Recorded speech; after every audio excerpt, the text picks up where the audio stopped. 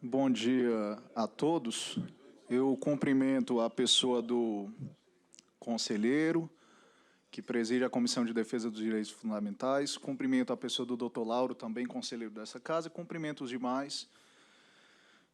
Bem, eu vou iniciar a minha breve fala fazendo uma pergunta técnica.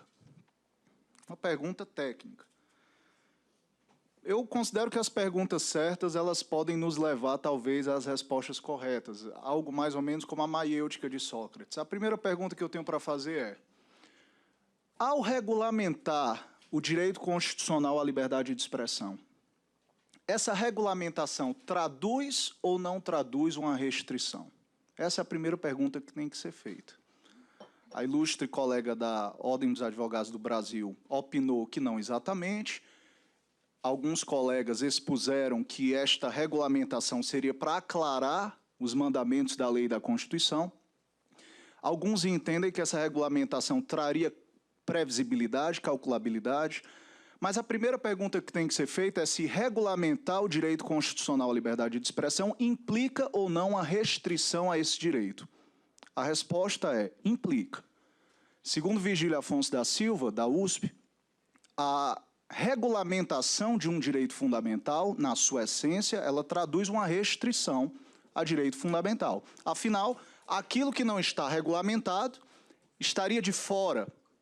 E, portanto, quando se regulamenta, se restringe a sinonímia entre essas duas expressões. Regulamentar é restringir e restringir é regulamentar. Esse é o primeiro ponto. O segundo ponto, que decorre do primeiro, é se é possível, sabendo-se que regulamentar é restringir, se é possível restringir um direito constitucional mediante ato administrativo que emana deste eminente, deste colendo sodalício. Essa segunda pergunta é interessante porque, como disse o colega que representa a magistratura, há quem diga que a liberdade de expressão só pode ser restringida pelos limites da própria Constituição. Os limites imanentes, o Barroso, Luiz Alberto Barroso. Então, por exemplo, quando a Constituição limita a liberdade de expressão, proibindo o anonimato no inciso 4 do artigo 5º, ou proibindo, ou protegendo a privacidade, a intimidade, todos esses aspectos, direitos da personalidade, seriam restrições que ninguém questiona.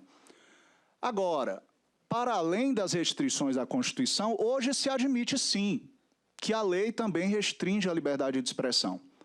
Isso está nas obras, por exemplo, do professor Gilmar Mendes, Paulo Gonet.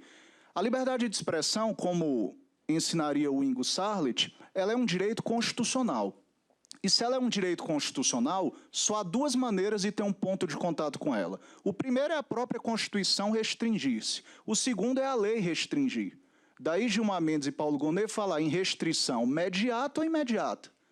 Agora, com todo respeito, sei das boas intenções deste egrégio conselho, mas restringir um direito constitucional de índole fundamental por ato administrativo é um tanto controverso, é um tanto delicado.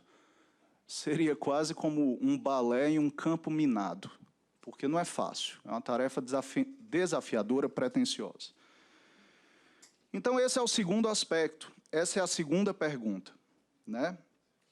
E a terceira pergunta, que é a última, é de que maneira poderia ser feita essa restrição validamente? Porque eu não estou questionando aqui se é útil restringir, eu não estou questionando aqui se vale a pena, se seria bom, se seria louvável, eu estou questionando se é constitucional. E o terceiro aspecto é: como restringir validamente a liberdade de expressão? Há limites para limitar, há limites para restringir. E daí se falar em teoria dos limites, né? Há limites para limitar. Os alemães conhecem isso muito bem. Pela teoria dos limites, a primeira limitação, ela tem que respeitar o núcleo essencial da liberdade de expressão. A professora Samantha Maia já dizia isso. A segunda limitação é que ela deve ser clara. A terceira limitação é que ela deve ser genérica e abstrata. E, por fim, ela deve respeitar a proporcionalidade. Então, esses 4 vetores devem ser observados por quem quer que se aventure delimitando o direito constitucional à liberdade de expressão. E aqui eu vou fazer um rápido diálogo com a recomendação número 1 de 2016 do Conselho Nacional do Ministério Público. Quando se diz, eminente conselheiro, que uma limitação ao direito da liberdade de expressão tem que ser, por exemplo, tem que respeitar o núcleo essencial.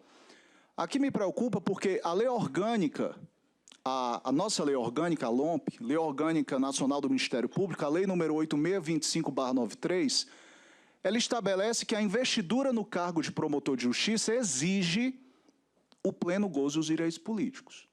Então, o legislador entendeu que para que todos nós nos tornássemos membros do Ministério Público, nós deveríamos ser cidadãos no pleno gozo da nossa cidadania.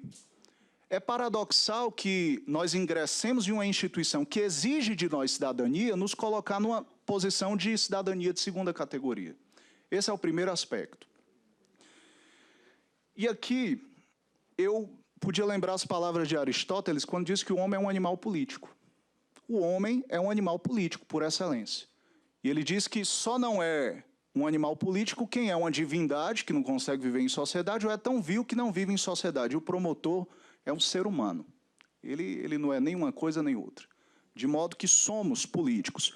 E o problema que se nos afigura é a confusão que se faz entre vedação político-partidária e vedação política. Uma coisa é a manifestação política, e quase toda opinião o é. Outra coisa é a opinião político-partidária. Isso é outra coisa. Então, a sugestão é que, se o CNMP se debruçar sobre o tema, que ele se atenha à expressão político-partidária que nos confunde com expressão política. Portanto, deve haver um nexo direto ou remoto com a agremiação partidária. Esse é o primeiro aspecto que se sugere.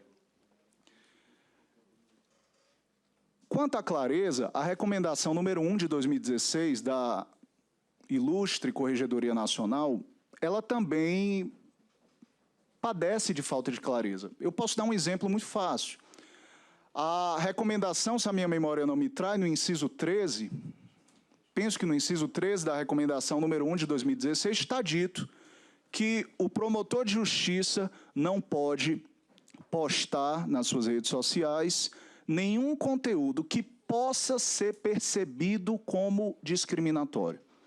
Não há dúvida, é insofismável que não nos é dado postar nada discriminatório. Agora, que possa ser percebido como tal, não há clareza quanto a isso. Eu, como promotor de justiça, sou responsável pelas palavras que eu profiro, mas eu não sou responsável pela percepção do interlocutor.